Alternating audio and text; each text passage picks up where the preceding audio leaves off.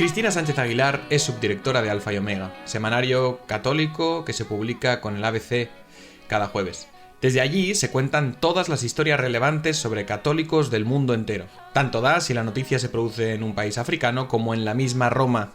Y de hecho esa es una de sus grandes virtudes, que el semanario transmite una imagen unitaria de la Iglesia y uno, como católico, sufre por los cristianos perseguidos, se enerva con los desafíos de cierto catolicismo alemán, se intriga por la política vaticana, y todo sin dejar de perder ni un solo momento la pertenencia a la comunidad católica.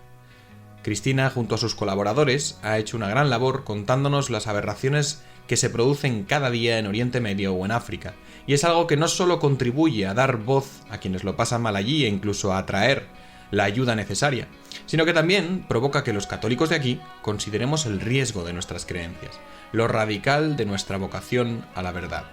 De ahí que se nos haya ocurrido que Cristina es la mejor candidata para hablar de feminismo. Ella es católica y apostólica y desde el refugio de la Iglesia se ha zambullido en el análisis de las corrientes feministas que asolan o enriquecen, según se mire, la política de nuestro tiempo. La invitamos a un café para que nos cuente cómo vive ella el feminismo como católica, como periodista, como mujer. Y es una oportunidad para que muchos podamos oír un discurso poco habitual o poco prioritario en ciertos sectores conservadores. Discrepar se puede y quizás se deba en algún punto, pero no está de más salir de vez en cuando de la cámara de eco que nos hemos construido. Uno está cada día leyendo su periódico, escuchando su radio, observando a sus tuiteros y nunca sale más allá de esa burbuja. Desde el principio, dice Cristina, que la naturaleza no es un enemigo, como no lo es la realidad toda, y que la mujer jamás podrá liberarse del yugo o la bendición de ser madre, lo cual es un consuelo porque el mundo, claramente, necesita cada vez más lo que ofrece una madre a su hijo, y que, con la ausencia de madres y de hijos, cada vez se ve menos. Por si fuera poco, Cristina también nos brinda anécdotas impactantes del tercer mundo, como la ablación del clítoris africana, la pobreza centroamericana e incluso un intento de secuestro a caballo. Hoy ha aparecido un concepto controvertido, pero muy interesante, y es el de la carga mental. Si no saben qué es, damas o caballeros, averigüen quién tiene más ansiedad por llevar a cabo las tareas de la casa, quién se graba en la memoria las citas con el médico de los críos, quién recuerda pasar la ITV. Quien sea, sabe que lleva la carga mental de la pareja. Cristina afirma que suelen llevarla las mujeres. Yo solo les digo que en este podcast Luis carga mentalmente con mucho. Tanto que, de no ser por él, igual no se hubiera grabado jamás esta introducción.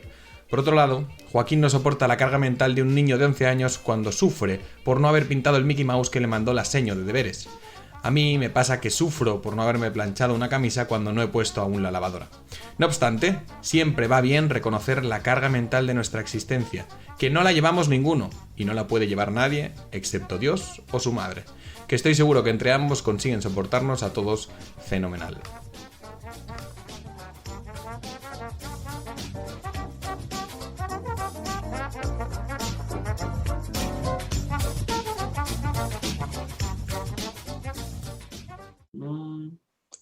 Estamos aquí con Jaime. ¿Qué tal, Jaime? Hola, ¿qué tal? Y con Cristina Sánchez Aguilar, que ha venido como invitada. ¿Cómo estás, Cristina? ¿Qué tal? ¿Cómo estáis? Muy bien. Oye, muchísimas gracias por venir a nuestro programa y sobre todo para hablar de feminismo, que es un tema candente y que no es fácil hablar desde una perspectiva que no sea, digamos, hegemónica. O sea, en la medida en que se habla mucho de feminismo, de hecho es uno de los movimientos, digamos, que más prestigio tiene políticamente. O sea, si a nivel europeo se promueve, a nivel español también, a nivel occidental, ahí se invierte detrás del feminismo, pero probablemente no detrás de la concepción de feminismo que nos vayas a explicar, Cristina. Entonces, la primera pregunta es, hablemos de feminismo. ¿Qué entiendes tú por feminismo? Y es que hace poco leí una cosa que está muy bien, que decía: yo creo en un feminismo radical, un feminismo desde la raíz, ¿no? Una antropología de la mujer que realmente correspondiera a la mujer, ¿no? Y no sé si va por ahí un poco la idea, pero ¿qué piensas tú que es el feminismo? Claro, pensar que el feminismo puede tener una adaptación para cada mujer es de tener un feminismo, pues imagínate, ¿no? Millones de acepciones, pero es verdad que se ha desvirtuado tanto el concepto de feminismo desde que empezó la revolución, ¿no? de la mujer hasta hoy, que es complicado, digamos, acotarlo. sí que te puedo contar, más que para mí, lo que creo que es la labor de las mujeres dentro de la Iglesia, o un feminismo, si quieres llamarlo, católico. Es un poco así ponerle etiquetas, pero si no acotamos nos volvemos locos, ¿no? A grandes rasgos, y luego vamos, si queréis, definiendo más, a grandes rasgos, el feminismo que yo defiendo, el feminismo al que me acojo, que es realmente un feminismo, y no está mal la palabra, porque la hemos denostado tanto que hemos tirado todo el trabajo que han hecho nuestras antecesoras a la basura, porque ahora mismo se entiende el feminismo de una manera muy política y muy ideologizada, pero eso no significa que el feminismo no sea fundamental, ¿vale? Para la mujer y para la sociedad. El feminismo que yo, por el que abogo, es un feminismo en el que no se fragmenta a la mujer, ¿vale? ¿Qué quiero decir con esto? Que no se puede anular la naturaleza propia de la mujer, por un lado, pero que eso no significa que la mujer tenga un rol predefinido en la sociedad. Es decir, la mujer, no por ser mujer, no por su naturaleza, tiene que estar en un espacio-tiempo colocada y no salir de ahí como se ha tenido a la mujer durante muchos siglos, pero tampoco significa que tú anules su naturaleza. Es decir, que tú anules su capacidad de cuidado, su papel en el hogar, su papel maternal, su papel de ternura, porque entonces estaríamos anulando la propia naturaleza de la mujer. Entonces, ¿cuál es la tarea hoy? ¿Cuál es mi tarea? ¿Cuál es la tarea que me encantaría que todas las mujeres tuviéramos? La de poder unir esas dos acepciones. Es decir, si yo soy una líder social, quiero ser una líder social porque tengo esa capacidad. No por ser mujer me lo tienes que anular.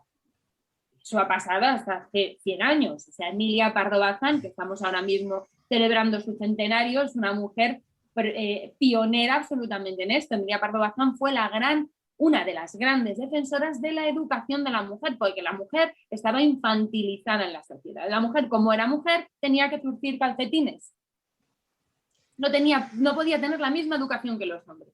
Ahora yo os digo, yo quiero tener la misma educación o la misma oportunidad que tienes tú, Luisa, que tienes tú, Jaime, pero también quiero seguir siendo madre porque yo he nacido mujer y como he nacido mujer tengo una capacidad de cuidar, y lo siento, pero es así, mayor que la vuestra. Eso no significa que vosotros no la tengáis. Cosa que también es fundamental, que los hombres empiecen también a ocupar su papel en el cuidado y en el hogar. Pero es diferente, no es el mismo. El verde es verde y el rojo es rojo, no podemos ser de otro color, sí. ¿No? Lo decía Chesterton, no sé si con estos colores, pero más o menos esa era la idea, ¿no? Sí. Bueno, vaya rollos he soltado, pero bueno, es como la primera introducción. O sea, pero es que hoy en día decir esto, o sea, decir que hay algo diferente, aunque sea mínimo, aunque sea tal y como lo has explicado, que tampoco ha de sonar fuerte, ya implica una ruptura, ¿no? Con el feminismo en boga, ¿no? Con el feminismo que más se ve en televisiones, o con el feminismo de fuera de la iglesia, con el feminismo, sí, el feminismo famoso. Emilia Pardo Bazán, una de las grandes diatribas que tuvo en público con Luis Alfonso, ella expuso una idea y digamos que se rieron de ella y le dijo, tener una idea no compromete mi honra. Es decir, tener una idea y expresarla no compromete mi moral o mi virtud, que era lo que hasta ese momento se abogaba, porque era lo más fácil, también os digo. Al final, tener una parte de la sociedad infantilizada era una cuestión también de movimiento, ¿no? de represión. Yo también lo pienso, al final es muy fácil por ese lado, y había una infantilización total de la mujer, una utilización de la mitad del porcentaje social, ¿no? ¿Y cómo determinas, Cristina, lo que es cultural y lo que forma parte de la naturaleza de la mujer? Es decir, ¿dónde está la línea en que puedes decir, mira, esto en concreto culturalmente se asociaba a la mujer, era un rol que se asociaba a la mujer, pero no es propiamente suyo, sino que podría ser del hombre, pero esto en cambio sí que es propiamente suyo? O sea, es que me parece como la gran cuestión, y me parece una cuestión bastante complicada de claro, yo antropóloga no soy, pero sí te puedo hablar sobre mi experiencia, ¿no? La experiencia mía, de mi entorno, del lugar donde donde vivimos y de lo que de lo que hemos estudiado, ¿no? Al final, o sea, ¿qué es propio de la mujer? Ser madre. Eso es evidente, ¿no? Eso lo da la propia naturaleza. Cuando una es madre, o sea, y aunque solo sea la unión biológica con el bebé, porque tú a tu bebé lo pares, lo amamantas, ya solo con la parte del cuidado propiamente nutricional, vamos a llamarlo así, ¿no? Ya hay una unión irreductible entre la madre y el hijo. Entonces ahí ya tienes una característica propia de la mujer que ni cultura, ni tiempo, ni espacio va a poder romper, que es que la madre tiene la unión primaria, primigenia con el niño, ¿no? Y eso la hace tener un rol que no es un rol impuesto, sino que es un rol natural, que es el del cuidado.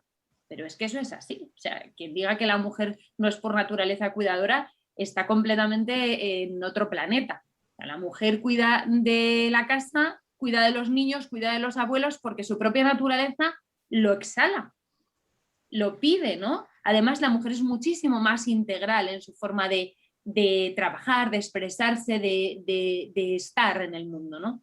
Vosotros...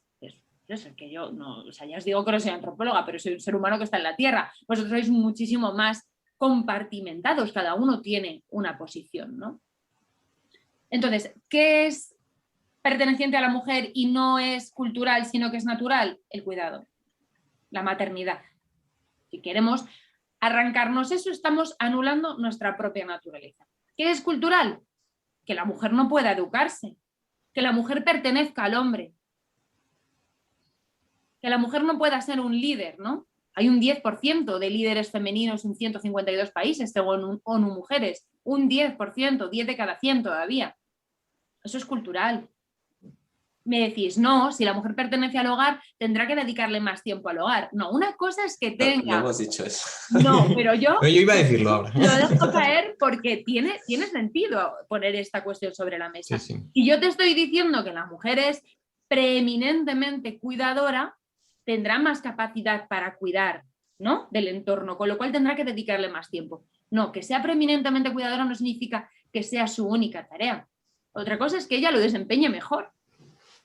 ¿Entendéis lo que quiero decir? Sí, sí. Ujú. Y bueno, también está el tema de la preferencia, que ella prefiera Pero dedicarse. ella prefiere, ahí ahora vamos a entrar en otra gran cuestión. Una cosa es que prefieres y otra cosa es que te lo impongan. Sí. ¿Y sabes qué pasa? Que en la Iglesia Católica siglo XXI todavía hay un cierto movimiento, cierta presión sobre esa imposición. Y eso es así, no lo podemos negar. Tú ahora mismo, si no eres madre, eres una mujer de segunda. Y muchas mujeres no son madres no por elección propia, sino porque no pueden o no han encontrado a la persona. ¿Cuánta gente, vamos a ser realistas, entornos religiosos, al final ha tenido esa presión de encontrar novio, de casarse, de tener hijos, porque pertenece... Aquí estoy saltando a un charco un poco grande, pero hay que meterse, ¿vale? Métete. Me meto de lleno, me pongo las botas, porque es que hace mucho sufrir, ¿eh? Tengo muchas amigas solteras que no han encontrado varón, porque de verdad en las parroquias hay menos varones que mujeres y no son ni esposas ni madres y sufren lo indecible porque al final desde siempre se nos ha dicho que ese es nuestro lugar, porque a mí me lo han dicho, yo llevo en la iglesia desde que tengo uso de razón y a mí se me ha dicho en muchas ocasiones con 20, con 25 que qué estaba haciendo con mi vida, que no había parido. Entonces, yo soy madre porque es un don, porque es un privilegio, pero no porque sea una imposición y sea lo único que puedo hacer.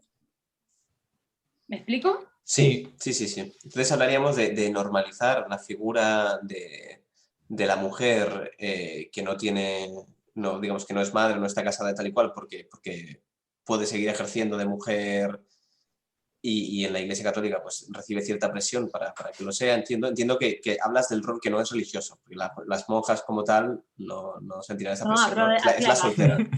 Esto es, claro. No, pero decidme vosotros si no veis esa pequeña corriente que os acabo de decir en vuestros círculos.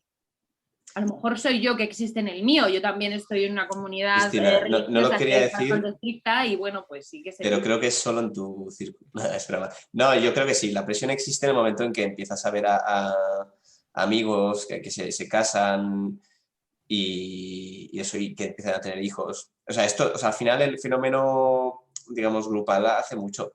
Porque la gente te empieza a preguntar que si ya estás saliendo con alguien, ya no sé qué, ya tienes planes, y eso, quieras o no, es algo que creo que es verdad que es cultural y que ejerce mucha presión, que no tiene que ser necesariamente mala, en la medida en que si estás muy empanado en la vida, pues te puedes espabilar para hacer cosas, pero que tiene este componente negativo que tú has resaltado. Pero oye, del feminismo hegemónico radical, si quieres ahora acá explicar que te he visto que ibas a decir algo, pero a mí me gustaría también que explicaras qué rescatas. Es decir, porque tú estás de acuerdo probablemente en las causas.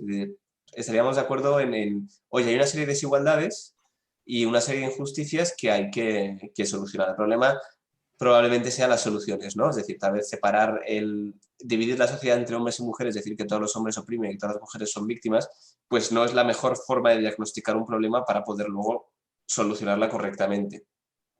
Pero estarías de acuerdo en muchas de las causas, ¿no? De aquello que genera, aquella desigualdad que genera el movimiento, entiendo. Si hay cosas, claro, es imposible no rescatarlas. O sea, evidentemente las partes más radicales de yo con mi cuerpo hago lo que me da la gana, bla, bla, bla, y no voy a decir claims más bestias porque es absurdo, pues es una ruptura de la propia mujer de una manera tan radical con su propio cuerpo que pasará factura, ¿vale? Pero eso es solo uno de los puntos, o sea, hay muchos más. Efectivamente, la mujer a día de hoy, pues en el siglo XXI en Occidente, porque luego hablaremos del rol de la mujer en países en vías de desarrollo, que eso ya son palabras mayores, pero aquí, por ejemplo, ¿no? en el mundo desarrollado, pues tenemos los techos de cristal y eso es una realidad. Tenemos el machismo en las instituciones, en las que tú por ser mujer, y ya no te cuento por ser joven, tienes bastante menos capacidad de ser escuchada que un hombre, y eso todavía ocurre. Todavía ocurre que el salario es menor porque patata, y eso también ocurre. Estoy generalizando, habrá empresas en las que no, pero ocurre. Hay una institución que se llama ONU Mujeres que te lo explica todo punto por punto y coma por coma, no nos inventamos nada. Y sigue existiendo la violencia machista. ¿Que hay casos en los que los hombres también? Bien. Pero la preeminencia todavía es que no hay que negar la realidad. Además, la violencia que ejerce la mujer sobre el hombre es mucho más psicológica, con lo cual es menos visual, ¿no? Eso es así. Pero que eso exista no significa que lo otro no exista. No lo podemos tirar a la basura. Y los hombres siguen creyendo que las mujeres son de su propiedad y que si no están, pues merecen amenazas, persecuciones y muerte, ¿no? Y también existe y aunque parezca, lo han ridiculizado de tal manera que nos han hecho un flaco favor a las mujeres, porque este movimiento feminista, hegemónico, radical, lo que hace es tomarnos como si fuéramos tontas y necesitamos a 4 voceras que digan lo que tenemos que hacer, y las mujeres no somos tontas ni necesitamos un ministerio de igualdad que nos diga que somos muy listas o que podemos ir borrachas por la noche, pero es una realidad que si yo voy por la noche sola tengo más miedo que si va mi marido. Se lo vivo ahora con 38 años, lo he vivido con 30, lo he vivido con 20, ¿no? ¿Por qué? Porque soy mujer. Con lo cual estoy más expuesta a una violencia física que siempre deriva en violencia sexual, porque todo parte de la naturaleza sexual y de la rabia sexual de los hombres que no están bien educados, ¿no? Entonces, no sé cómo explicaros, pero esto existe, claro. Existe la concepción de la mujer como una suerte de objeto que me satisface, y existe la no libertad de esa forma, ¿no? ¿Cómo de difícil es eso de arreglar? Bueno, pues yo creo que pasa mucho también por la educación. ¿Y qué es la no libertad de esa forma? ¿Qué puedes decir? Me refiero a la no libertad de poder ir por la calle caminando. Vale. Yo he vivido mucho tiempo en Perú y no os quiero decir qué kit llevaba en el bolso.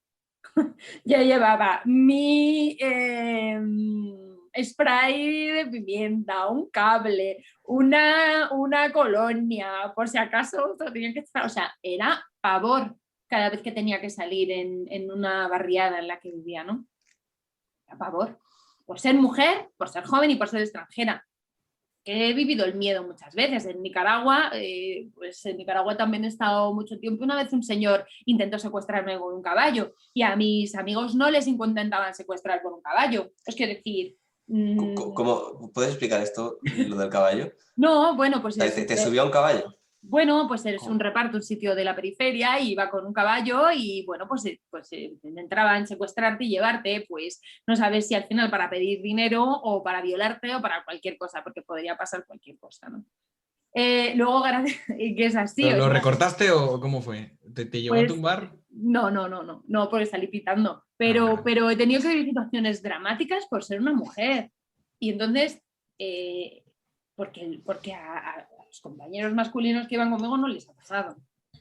O tener a un pesadilla que acababa de salir de la cárcel todo el día tirando piedras a donde yo dormía diciendo que se quería casar conmigo y si no me cortaba el gaznate. Es que decir, pero eso no le pasaba, no, las chicas no iban a amenazar a mis amigos. Es que decir, es una realidad que pasa y que existe porque somos mujeres, ¿no? Pero este cambio cultural que acabas de explicar es porque yo en España no he oído estas historias, pero sí que las oigo fuera en otros países. Entonces, no sé si notas una diferencia al haber vivido otros países que tal vez culturalmente tengan más tendencia a ese tipo de comportamientos, porque vamos, yo no conozco ningún caso en España de lo que me has contado, que seguramente lo sabrá, ¿eh? Pero digo, no creo que sean tan... Bueno, en caballos Radicales. no lo Bueno, creo, pero... hay una falta de educación mucho mayor. O sea, todo pasa por la educación, ¿eh? Todo pasa por la educación. O sea, a ti no te educan como que una mujer está hecha a imagen y semejanza de Dios, o que con otra naturaleza y con otras características, pues tú al final, que tienes una tendencia sexual diferente a la de la mujer, pues lo que quieres es satisfacerla a toda costa, ¿no? Y la mujer es tu forma de desahogo, lo quiera ella o no lo quiera. Es así. Sí, pero lo mismo que hablábamos de la naturaleza, en este caso influye muchísimo la naturaleza, la biología, la fuerza, y también la naturaleza del hombre más sexual o generalmente ese deseo que decías tú. Bueno, también hay que considerarlo, o sea, que no es un complot, ¿no? En eso estamos de acuerdo, ¿no? Forma parte de la propia naturaleza, ¿no? Y tú misma has dicho que la mujer puede dar vida y lo lleva es que lo lleva en sus carnes, o sea, puede cuidar, pero puede, o sea, es necesaria para poder engendrar y el hombre lo sabe, ¿no? Y es por naturaleza misma que eso se desarrolla y se acaba desarrollando esa violencia, ¿no? Que no lo estoy legitimando ni mucho menos, ¿eh? Lo que estoy diciendo es que el planteamiento no sé hasta qué punto puede ser filosófico, político, cuando es una cuestión tan visceral, ¿no? Cuando es, mira, yo no diría tanto que es una cuestión de educación como que, bueno, es que es una cuestión incluso moral, ¿no? Que a base de tortas y de decisiones y de voluntad, pues se puede transformar. Que es verdad que aquí el salto que has dicho entre países en vías de desarrollo y de España, que comentaba ahora Luis, ahí hay algo que ha pasado que seguramente tiene que ver con lo educativo, pero que yo creo que la educación no salva ni mucho menos este tipo de problemas y otros que tenemos, ¿eh? No sé si... Fíjate, es verdad que aquí, pues a mí todavía no me ha pasado que me quieran secuestrar con un caballo, pero sí me he sentido ninguneada por ser una mujer en una reunión. Es decir, a distinta escala, siempre por ser mujer, vamos a tener ciertas desplantes o despechos que aún no están solucionados del todo. Estamos en vías de solucionarlo. Lo que pasa que, claro, ha habido un cambio tan radical en tan poco tiempo. O sea, en el momento en el que la mujer se liberó, ¿no? En esta revolución que hubo, que quemaron los delantales, dejaron de zurcir calcetines, llegaron las sufragistas, ¿no? Y todo eso que, pues gracias a ellas yo he podido votar el otro día y hace no tantos años no se podía, es que es una barbaridad, ¿no? Una mujer no tenía capacidad de decidir sobre cómo quería que fuese su país. ¿Por qué? ¿Por qué? O sea, ¿por qué una mujer nace con menos capacidad o responsabilidad social que un hombre? No nace, es que se le da, se le impone así, porque yo considero de verdad que era lo cómodo, una cuestión de manejar, ¿no? Fijaros, Emilia Pardo Bazán, es que os hablo de ella porque ahora es un centenario y he leído mucho de ella, pero ella fue un gran ejemplo, ¿no? Emilia Pardo Bazán fue distinta porque su padre fue distinto. A Emilia Pardo Bazán desde pequeña su padre le regalaba muñecas, locomotoras y caballos de cartón y le decía, hija, si a ti alguna vez te dicen que por ser mujer hay algo que no puedas hacer, no les creas, porque no puede haber dos morales para dos sexos. Fue su padre y un monje que le dijo, benedictino, ahora no me acuerdo del nombre, pero era un monje. El Giner de los Ríos también le influyó mucho, pero este monje le decía, las mujeres no es que no puedan hacerlo, es que nadie les ha dado la oportunidad. Es verdad, pero es que fue hace 100 años cuando murió Pira Pardo Bazán, es que no ha pasado tanto tiempo, es que lo tenemos a la vuelta de la esquina. Y ojo, que parece que vamos en bucle. Hace poco en un reportaje hablábamos de cómo las violencias más intrínsecamente machistas verbales se están volviendo a repetir en adolescentes. Oye, no te pongas esa ropa, oye, que eres mía, oye, ¿qué tal? Y ahora con el móvil no veáis la cantidad de control que se está volviendo a ejercer por parte de los chavales hacia las niñas. Y es que parece que no salimos del bucle, parece que no hemos aprendido nada, de verdad, ¿eh? Y eso pasa aquí ahora, siglo XXI.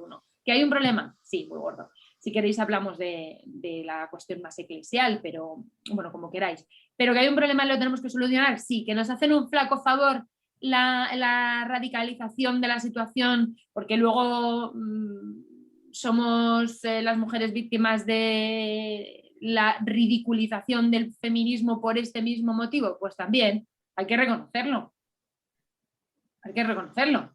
La gente muchas veces ridiculiza el feminismo por esta corriente radical. Y entonces nos olvidamos de la base. Nos olvidamos de la base. Sí, justo. O sea, yo pienso que lo más complicado en todo este feminismo es un buen diagnóstico de los problemas, ¿no? Asumiendo que existen desigualdades y la clave es saber la causa para poder aplicar una buena solución. O sea, es decir, si... Mira, por ejemplo, ¿por qué hay menos mujeres que llegan, yo pienso, porque yo he estudiado Derecho, en lo más alto de bufetes de abogados, ¿no? En España hay 4 grandes bufetes de abogados, las socias son menos que los hombres. Entonces aquí podríamos decir, vale, esto es claramente una expresión del sistema patriarcal que siempre está tirando para abajo a las mujeres y tal. Pero si te pones a analizar propiamente, realmente una persona que llega a socio es una persona que tira su vida social, digamos, se la deja de bando, se dedica exclusivamente al trabajo y decide, si no tiene una familia, no dedicarle nada a su familia. Es un sacrificio tan grande por un tema monetario que muchísima gente no quiere hacerlo. De hecho, la mayor parte de los hombres tampoco deciden ser socios. Pero es verdad que este sacrificio, esa priorización de valores en las que dejas de lado pues, la vida familiar y la amistad, pues la mayor parte de las personas que están dispuestas a hacerlo son hombres. También hay mujeres, ojo, que son mujeres que luego no tienen hijos y que están dispuestas a hacerlos. Entonces, aquí hay varias preguntas. Yo creo que si analizamos es ¿por qué alguien querría hacer eso con su vida? ¿Por qué alguien querría dedicar su vida solo para llegar a ser socio y dejar todas las otras dimensiones de su vida, ¿no? Porque es el sistema capitalista, que al final es una cuestión también muchas veces de competencia. Es decir, si una persona está dispuesta a invertir toda su vida, todo su tiempo en eso, pues por lo general, aunque sí que es cierto, por supuesto, lo que decías tú, ¿no? Es decir, lo de que por el hecho de ser mujer, pues hay una serie de problemas. Un problema que es muy evidente, que yo veo. O sea, yo no estoy muy versado en el tema, pero un problema que veo muy claro es en la empresa privada, cuando se contrata a una mujer, se tiene en cuenta el tema de la maternidad. Si está casada, se le mira como diciendo, oye, va a cogerse la baja, va a estar no sé qué y tal. Y eso al final crea una desigualdad, porque es verdad. Es decir, desde un punto de vista productivo, un hombre va a ser más productivo si no se queda embarazado que una mujer que se queda embarazada por el tema de la baja. Entonces ahí se está creando una desigualdad y se está haciendo un factor diferencial a la hora de escoger a mujeres y hombres. Y esto sin duda yo creo que es un diagnóstico, yo creo que es bastante certero y que eso sí que se puede solucionar fácil, ¿no? En plan, vamos a solucionar esto, ¿no? Pero si lo que hacemos, si conseguimos, perdona que me estoy enrollando, pero ya voy, no sé si explico bien mi postura. El tema es, creo que muchas veces se hacen diagnósticos equivocados y por eso las soluciones no ayudan al problema. Por ejemplo, el tema también de los micromachismos, ¿no? Que se saca una serie de como 100 micromachismos, es que de repente cuando yo estoy callado con mi pareja y es que estoy ejerciendo una manera de opresión del hombre hacia la mujer, ¿qué tal? Cuando en realidad estoy empanado, ¿sabes? Es que, o sea, llegamos a los absurdos que dices... Pero eso es un diagnóstico del aburrimiento del primer mundo, te quiero decir. al final basarnos en que eso es el problema de la mujer, ¿no? Todo aquel pollo que se montó en Twitter porque le habían puesto a uno una cerveza y a otro una Coca-Cola y se había equivocado el camarero, eso son tantas tonterías. O sea, es una cortina de humo tan grande sobre la realidad de lo que ocurre, que es que nos hacemos un flaco favor. Nos hacemos un flaco favor, de verdad, de verdad.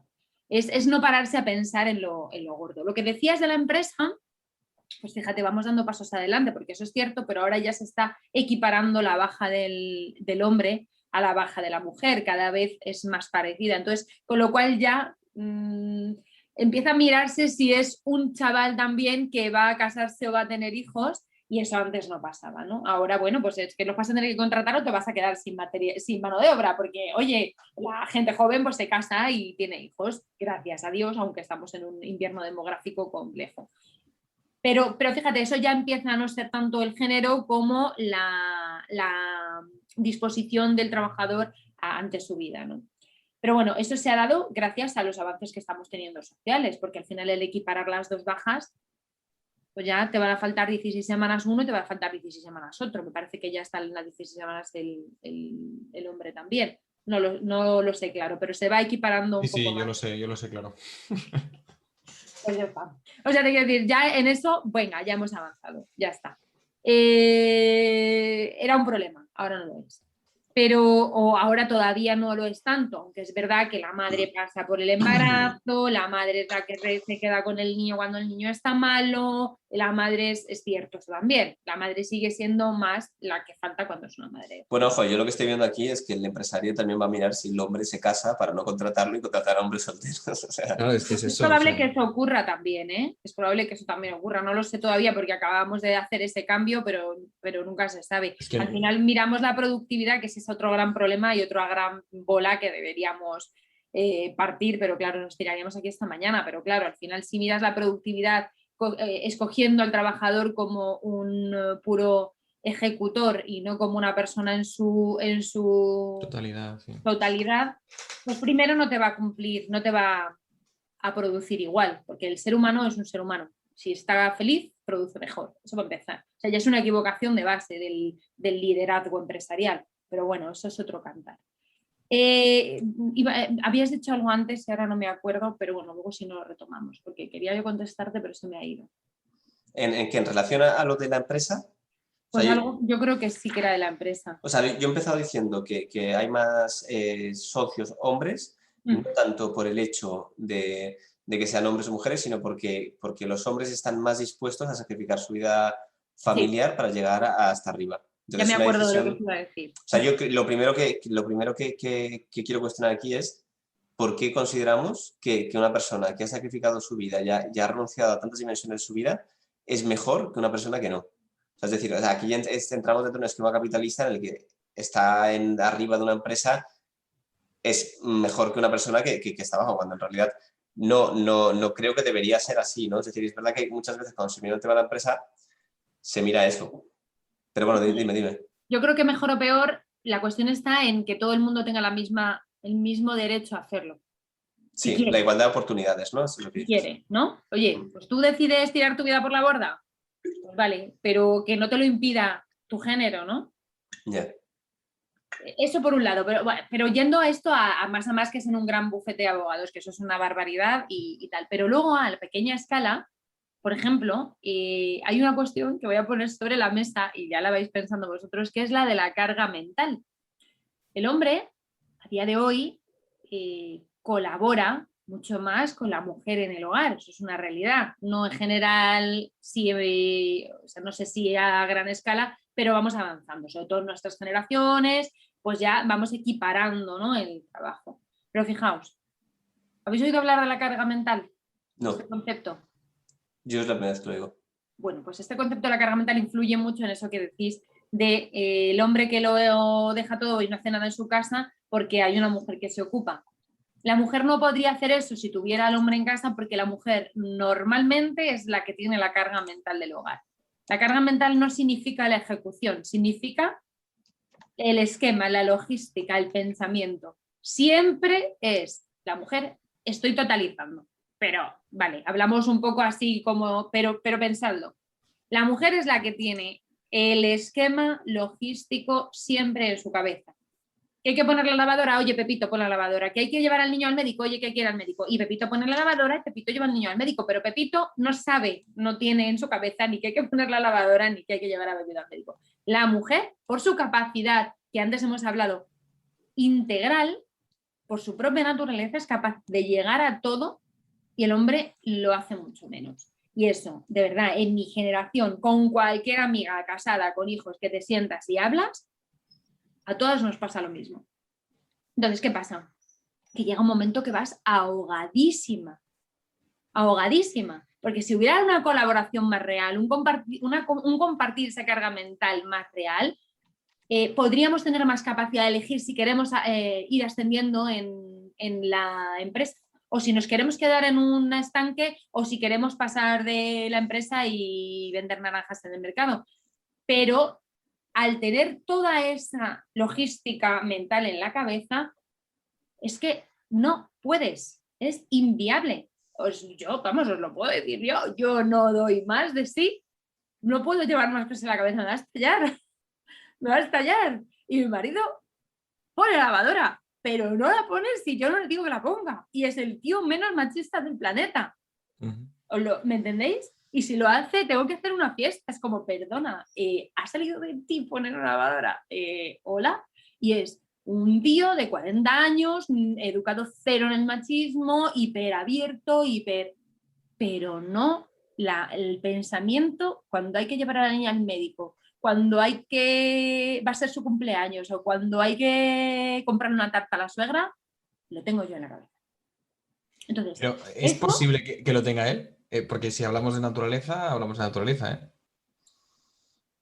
¿Vosotros creéis que el hombre no es capaz de eso? Entonces, ¿cómo puede ser capaz, los hombres son capaces de ser directivos de grandes empresas y no son capaces de poner una lavadora? Yo creo que la comodidad está en dejarle a la mujer, que al final es el rol que ocupa, en hacer eso. Yo creo que es una cuestión de comodidad, no de capacidad. Vamos, que ya te lo digo yo. Lo que pasa es que a nosotras nos incapacita poder llegar más lejos, porque es que te explota la cabeza. Ahí lo dejo. A lo mejor espera, en un bufete de abogados no, pero en una empresa normal no. Tú no puedes seguir haciendo porque no das más de sí. Cristina, entonces lo que estás planteando es que la razón por la que muchas mujeres no consiguen ser más productivas en el trabajo es porque a nivel familiar, culturalmente, se le han atribuido una serie de roles que hace que el hombre se desentienda. Entonces la mujer está muy ocupada mentalmente y eso le evita estar, ocupada para cosas de producción que le harían ascender jerárquicamente en la empresa, y en cambio el hombre no, el hombre va como más distendido. O sea, va por ahí. Expongo que hay muchos casos, la mayoría de los casos a mi alrededor, que eso ocurre. No sé si será el cómputo global de la población española, pero sí que ocurre que la que lleva la carga mental de la casa es la mujer. Vale, es que Jaime se acaba de casar hace poco y ahora tiene una cara de pensativo de... Está pensando en la lavadora, no en la empresa. No, de hecho mi mujer está cocinando ahora mismo, pero bueno. No, pero no, o sea, que no es una cuestión terrible, simplemente es una cuestión de pues de roles, no lo sé, cultural, no lo sé. O simplemente de personalidad, tendría que investigarlo, pero eso es una... Mira, yo no sabría decir, ¿eh? Yo no me arriesgo a decir qué sería de cultural y qué sería de naturaleza. Lo que sí que tengo claro es que lo que sea por naturaleza, como no se puede cambiar, va a haber que asumirlo, o sea, va a haber que tragárselo y va a haber que sufrirlo.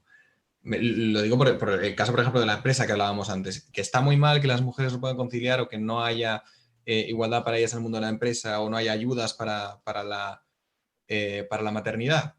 Está fatal, pero es que no las hay. Entonces, lidiar con eso hoy implica a lo mejor que, pues sí, que a lo mejor la mujer no pueda ascender o no pueda y tenga que quedarse con los críos. La cuestión es, una vez sucede eso, nosotros que quizá no podemos cambiar el mundo, o los que no son líderes de la cultura, ¿qué vamos a hacer, no? Y si es natural, y si es por naturaleza, lo que sabemos es que no podemos hacer nada para cambiarlo. Y eso hay que asumirlo. O sea, porque, por ejemplo, la misma maternidad que has comentado tú al principio, que es una característica natural de la madre, de la mujer, y y vemos que hay un feminismo que está detrás para intentar romperlo y fragmentarlo, y tú misma lo has dicho, es que están negando la propia naturaleza y eso va a pasar factura. Sí. O sea, que hay elementos que va a haber que sufrirlos y que, joder, es una putada parir, no es una putada estar embarazada, ¿no? Es que es objetivamente un sufrimiento. Y hay que tragárselos como son, ¿no? La cuestión es, todo esto que estamos comentando, cuando aparezca algún elemento, algo que sea propiamente natural, si luchamos como si fuera cultural, nos va a pasar factura. Yo lo veo clarísimo. Yo no creo que sea natural, ¿eh? O sea, yo creo que podría cambiar. O sea, de hecho, mi teoría aquí es, creo o sea, la carga mental esta tiene que llevarla alguien, eso está claro, o el hombre o la mujer. Entonces, creo que en función de las parejas, pues la llevará uno o el otro. Y es una cosa que al final, pues se acaba... Yo, o sea, imagino que a veces no se habla o otras veces sí, pero yo también conozco muchos casos de parejas que es el hombre el que lleva la carga de trabajo y es la mujer la que digamos, pues se desarrolla más en su vertiente profesional y el hombre está pues más encargado de la cocina, de los niños, de tal y cual. Pero es una carga que tiene que llevar a alguien. O sea, no es algo como que la vaya a llevar Pedro Sánchez o el Estado, ¿no? Que ya les gustaría, pero entonces, aquí no sé si lo que planteas, Cristina, es, oye, la clave sería un 50-50, porque creo que la tendencia es puede que sea 50-50, pero yo creo que la tendencia es, oye, que uno se desarrolle más profesionalmente, yo me dedicaré más a la familia. A pesar de que también necesito el trabajo, porque estamos en una situación en la que uno, lo de ser ama de casa cada vez es menos factible, o amo Es que de caso. económicamente es imposible. De casa. Sí, bueno, el 50, o sea, dependerá de cada casa, claro. Para mí, personalmente, lo perfecto sería el 50-50. Entonces, cada uno puede desarrollarse dentro y fuera hasta donde le permitan las fuerzas, ¿no? Pero que evidentemente es una cosa, pero que se pueda hablar, que no lo imponga un rol de género. ¿Entendéis? Que sea una decisión familiar. Que bravo por las familias que son así, pero no es lo habitual. Hay que tener hijos y que pongan lavadoras. De hecho, la opción es que los niños tanto hijos como hijas, todos. Venga, a trabajar, coño. Clases de... Justo. Y fijaros, una cosa importante en la diferencia, luego una vez que las mujeres adquieren el poder, la diferencia esto lo dice mucho Paola Minetti. Paola Minetti es una senadora italiana que es del Opus Dei y ha trabajado mucho el tema del feminismo. Hablan de cómo el hombre y la mujer cuando acceden al poder tienen una visión completamente diferente del poder, ¿no? Ella habla de que la mujer es pragmática con el poder. Cuando tiene el poder dice, ¿qué puedo hacer con ello? ¿No? Y el hombre siempre tiende más al ego, ¿no? Tengo poder, ¿no? Entonces tengo capacidad de. Y la mujer siempre es más pragmática. Esto también es bastante aplicable al día a día y esto sí que es una cosa, por ejemplo, que se procede de nuestra propia naturaleza. Si queréis pasamos a hablar, bueno, podemos hablar algo un poco del feminismo, ya os lío yo, pero bueno, alguna cosa os quería contar del propio feminismo dentro de la Iglesia y alguna pincelada de lo que pasa en los países en vías de desarrollo, que os lo cuento muy rápido si queréis, pero claro, es que la mujer no es lo mismo en España que en Malawi, tiene nada que ver. Sí, dale. Managui, sí. La mujer en Managui. Habremos... Digo Managui porque yo estaba allí, entonces lo he visto. No, fijaos, la mujer en otros países pues tiene una situación que nosotros nos quejamos pues porque tenemos miedo de salir solas por la noche, que ya es una cosa que no es agradable, o que tenemos un techo de cristal, pero ahora mismo, siglo XXI, hay miles de niñas a las que se les someten a ablación genital, por ejemplo. O sea, es una barbaridad, ¿no sabéis las barbaridades que se cometen con las niñas que cogen? He hecho muchos reportajes sobre esto. Cogen, ¿lo explico o es un poco desagradable? Explica. Luego me cortas, Luis, si quieres. No, yo creo que es lo que hay. O sea, las madres y las abuelas cogen a las nenas y las llevan al ritual. Cogen una cuchilla de afeitar y las cortan. Joder, tío. El objetivo, que no sientan placer en el sexo. Pero ya entienden que es un pecado o algo. Que es pecaminoso para la mujer. Y ojo, que estamos hablando de un país africano, que hay luego infecciones, o sea, mujeres que no se han podido quedar embarazadas porque tuvieron una infección en ese momento, ya nunca pudieron parir, mujeres que las tuvieron que reconstruir enteras, niñas que se han muerto, o sea, hay una cantidad bárbara. Y esto no estoy hablando de hace 3 siglos, estoy hablando de hoy. aquí ahora. Todavía hay niñas que se escapan de sus casas para no ser sometidas a ablación. Tenemos, o sea, ¿hay número de países o tienes más o menos cifras, o sea, algunas cifras en la cabeza o No tengo cifras, te Vale. las podría buscar si quieres, pero es más en el continente africano todavía, es como una especie de ritual. ¿Y es culturalmente, o sea, forma parte de una religión allá o...? Cultura, las culturas tribales de allí, sí, o sea, ¿Y sabes exactamente cuál es un poco el origen? Es decir, si al principio, no sé, tenía un origen chamánico o algo y explicaban que, o es sencillamente que han llegado a la conclusión de que es pecaminoso y lo hacen. no te lo sé decir, la verdad, pero lo investigaré porque es muy interesante hablarlo, la verdad. Luego, por ejemplo, las barbaridades que se han cometido con... Es que hace poco he hablado con Nadia Murad, ¿sabéis quién es Nadia Murad? Nadia Murad es una premio Nobel de la Paz, que es yazidí, que ha sido esclava del Estado Islámico. Los yihadistas en Irak, a las mujeres yazidíes, los yazidíes son una religión muy minoritaria que tiene unas características muy concretas y tal. Bueno, pues son la única religión de la zona que no tiene libro sagrado, ¿vale? Entonces los consideran adoradores del diablo. Entonces, los yihadistas mataban a los hombres y a las mujeres las esclavizaban y eran sus esclavas sexuales. Nadie se escapó y ahora está denunciando a sus captores y a lo que hizo el Estado Islámico con las mujeres yazidíes. Si leéis la historia es terrorífica, ¿no? Pues al final una niña que tenía 15 años ha sido vendida por chatarra y pasando de hombre a hombre y la han violado, la han pejado, la han pegado, la han hecho de todo, ¿no? Pues eso pasa también ahora. Esto pasó en 2014. Es que no se me olvidará nunca la imagen cuando ella contaba cómo llegaron los yihadistas a su pueblo, allí en Kocho, en el norte de Irak, que es la zona yazidí, y pusieron a las mamás, cogieron a las madres y a las niñas en una fila, con un camión delante, arrancaron a las madres, las mataron y las tiraron a una fosa común y a las niñas las subieron al camión. ¿No os recuerda las cámaras de gas? Sí, sí. ¿Vale? Y nos llevamos las manos a la cabeza por lo que pasó en Alemania y esto está pasando ahora, mientras vosotros y nosotros nos estábamos tomando una caña en 2014 en Irak, que tiene tela la costa, ¿eh? Tiene tela. Es que toda esta lucha feminista, claro, parece que no hay prioridades, ¿no? Parece que es difícil pensar a nivel global, pero dices, joder, si es que está pasando esto en ciertos países, las feministas más radicales de aquí tendrían que irse en misión, ¿no? A combatirlo. Bueno, en realidad es una responsabilidad quizá de todo Occidente o del primer mundo, yo qué sé. Pero está claro que eso es terrible y está pasando, y nos está pasando de largo. Y pasa un poco como la información, ¿eh? Al final lo que nos toca el corazón es lo local. O sea, es muy... La gente que tiene un deseo internacional es gente muy concreta. Vosotros pensad que a vosotros cuando leéis la información, ¿qué es lo que os toca el corazón? Sí, sí. Pues lo que pasa al lado de vuestra casa, no lo que le pasa a un niño en Gaza, ¿no? O sea, ahora mismo, hoy han muerto una decena de niños o anoche en la franja.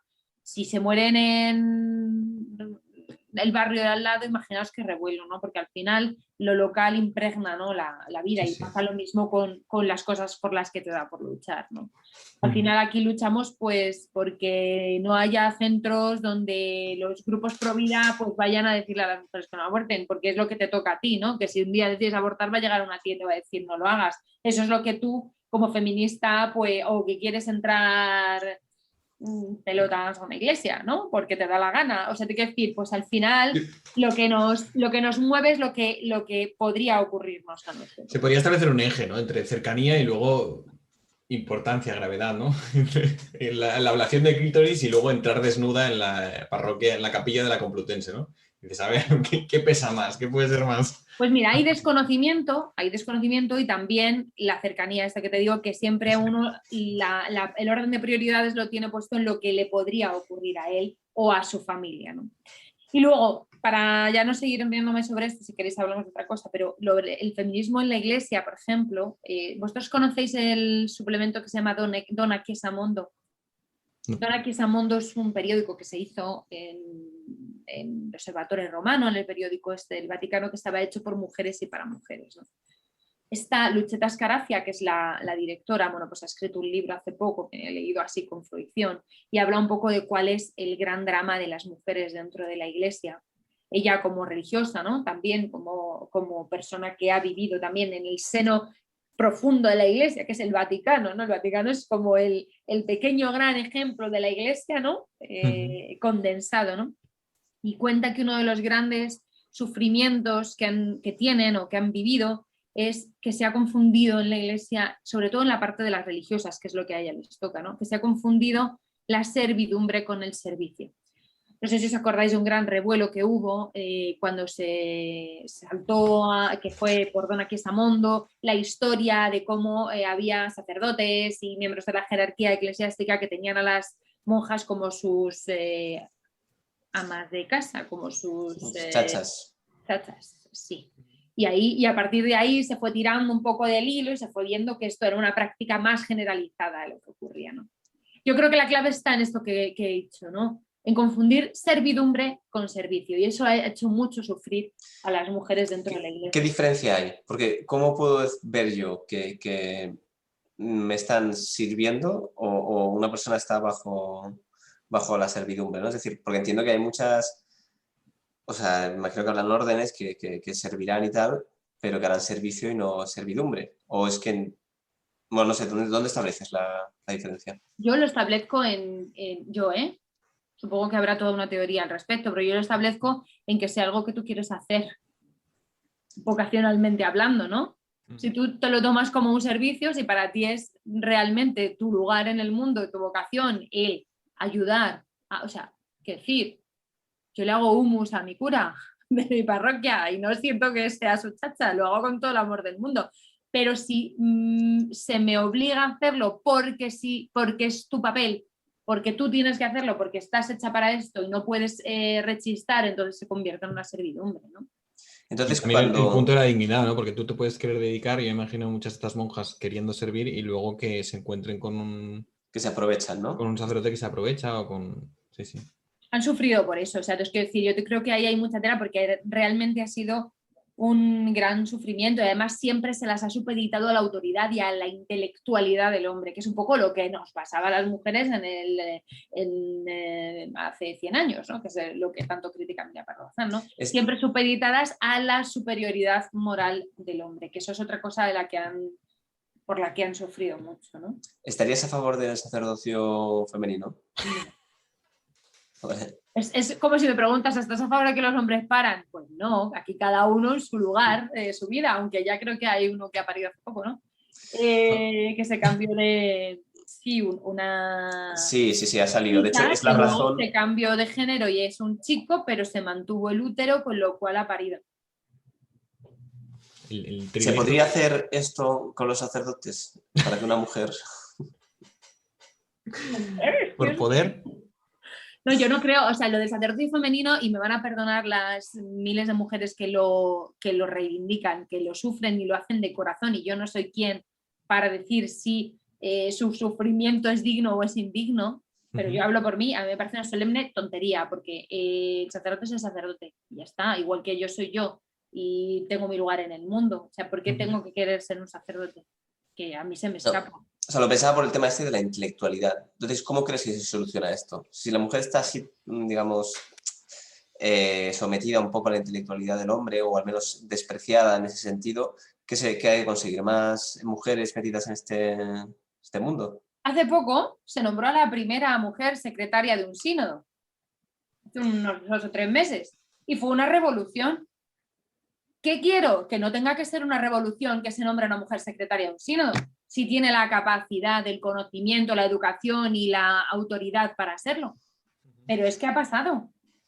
Es que esto pasa a día de hoy. Es que es una revolución que las mujeres estén ocupando puestos que podrían ocupar, dada su circunstancia, que es, por ejemplo, ser secretaria de un sínodo, no ser ni obispo, ni obispa, ni cura, ni nada, sino sencillamente ejercer un puesto de algo que conoce, ¿no? Sin que se arme un revuelo y que sea el gran paso que se ha dado en la Iglesia hacia las mujeres. ¿Me entendéis lo que quiero decir? Sí, sí. O sea, al final si tienes la formación y supongo que desde hace un tiempo ya empieza a haber más teólogas, ¿no? Más cargos de representación o de poder dentro de la iglesia que lo ocupan mujeres, ¿no? Pero, y que no se arme escándalo, está claro que forma parte de... Se está dando un cambio. Por ejemplo, Lucheta deja caer en el libro que a las que están poniendo en cargos importantes son aquellas que saben que no se van a revelar y que no van a meter mucho escándalo. Todavía va a más. O sea, yo de ahí no te puedo decir, pero todavía se hila fino, a este respecto, que es como te pongo a ti porque no me vas a molestar, ¿vale?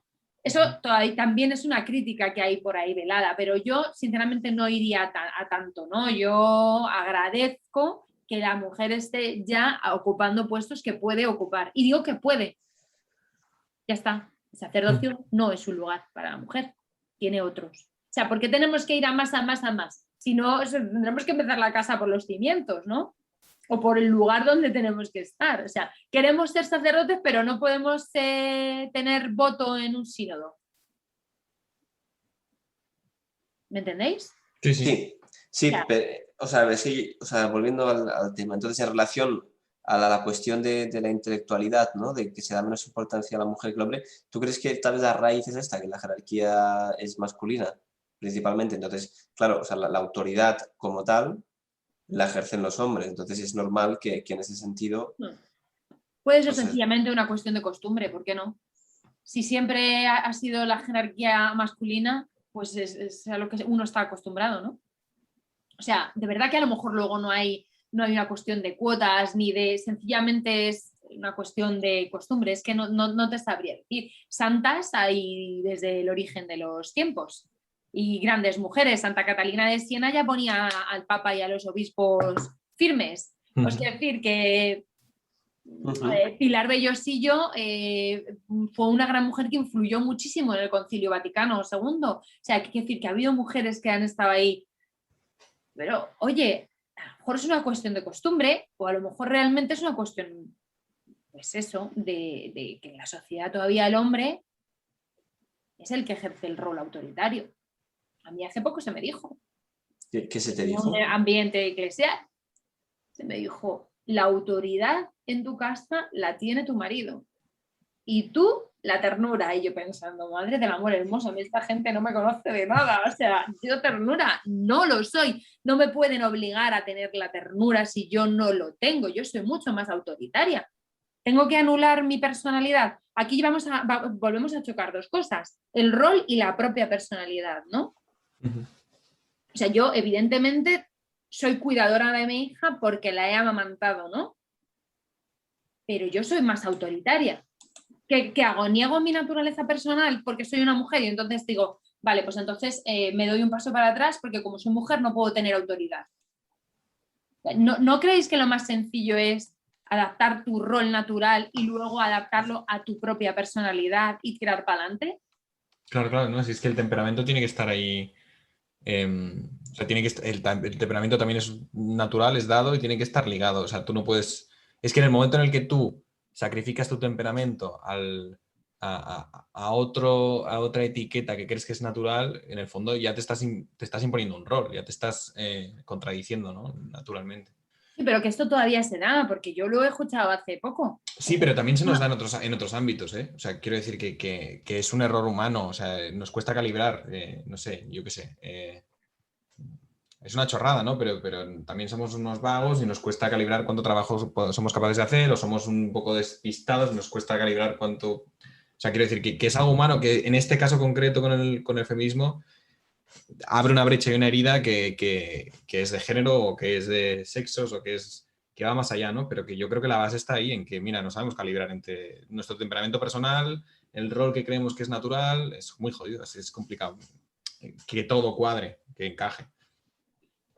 Bueno, si tendemos hacia ello, yo creo que podremos, o sea, es decir, si una mujer no es tierna, pues no es tierna, y si una mujer no es autoritaria, pues no es autoritaria. Y si una mujer quiere estar en su casa, que lo esté, y si no quiere, pues que no lo esté. Es decir, que al final no lo imponga los agentes externos, sino que sea la propia naturaleza unida al temperamento. O sea, es como un resumen muy, muy sencillo del asunto. Y luego, muy importante recalcar que la mujer que no tiene hijos dentro de la iglesia no es inválida.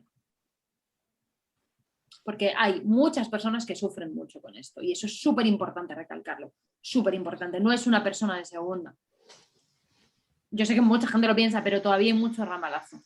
Y oye, gente que no puede tener hijos, además, y además es que no podemos biológicamente, porque cada vez los tenemos más mayores por circunstancias de la vida. O sea, yo no he elegido tener a mi hija con 36 años, ya me hubiera gustado tenerla antes. Pero, chico, yo estuve saliendo muchos años con un maromo que me plantó cuando me iba a casar con él. ¿Qué hago?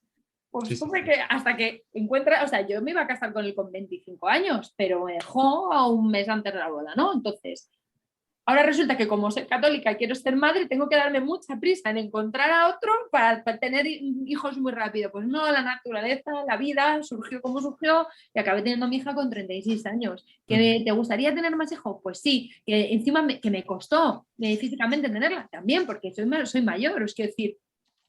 Pero eso no me invalida como católica y como madre. Y hay gente de mi edad o más mayor que no puede tener hijos, que le ha pasado una circunstancia así, que no se ha querido conformar con el primer maromo que le ha llegado. Claro. Que ha querido encontrar el amor. ¿Lo hemos encontrado tarde? ¿Por qué tarde? Bueno, pues lo hemos encontrado cuando Dios ha querido. Y eso no nos invalida. A mí con 26, 27 años, cuando ya me había plantado aquí el maromo, me decían en la iglesia, bueno, ¿tú a qué esperas? Te tendrás que meter a monja, porque ya se te ha pasado el arroz. Y yo, ¿perdona? ¿Por qué? O sea, ¿por qué? Pero es que yo, porque tengo una personalidad fuerte, pero eso ha hecho mucho daño a mucha gente. Yo tengo muchas amigas bloqueadas, muy bloqueadas en su vida por esto. Oye, Cristina, perdona, que habíamos pactado que estaríamos durante una hora, no te queremos quitar más tiempo del necesario. Creo que ha quedado muy clara tu idea de que, oye, la gente sufre mucho, no hay que juzgar, eso es fundamental. Hablamos de Infocatólica y tu opinión sobre... Venga, muy rápido. Infovaticana, Infocatólica. ¿Qué queréis saber? ¿Qué opino de este tipo de portales de noticias? O sea, bueno, a ver, hay dos formas de enfrentarse a la información religiosa ahora mismo sobre la mesa, ¿vale? Estos dos portales pues tienen una forma de enfrentarse a ella, pues que ahí tienen muchos lectores. O sea, tienen muchos lectores, hay mucha gente a la que le interesa este tipo de información, entonces, bueno, pues viven de ello. Es decir, yo, por ejemplo, pues no lo hago, yo hago otro tipo de información. Pero es que no me... A ver, Cristina, véndenos Alfa y Omega. Véndenos, aquí hay un charco. No quiero criticar, ¿sabes qué pasa? Que no quiero criticar a los compañeros en el sentido de que pues se gana la vida dignamente, porque al final el que se mete en esos portales es porque lo quiere leer.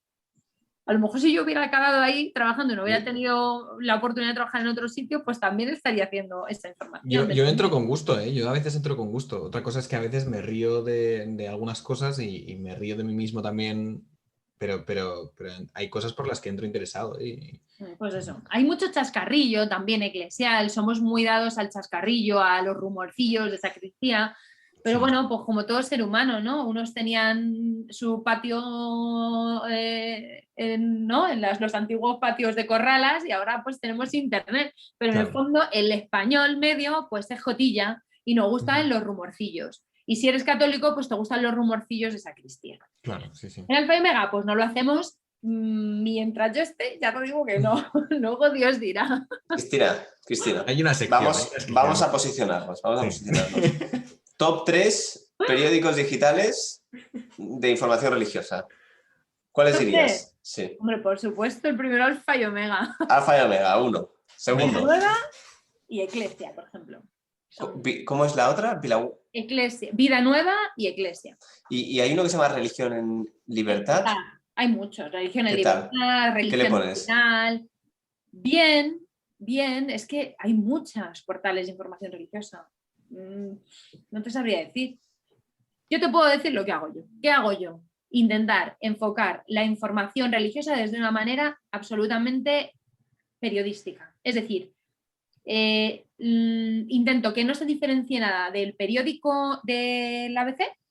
Lo que pasa es que la materia que nosotros trabajamos es materia eclesial. Es decir, nuestro objetivo es dar a conocer el reino.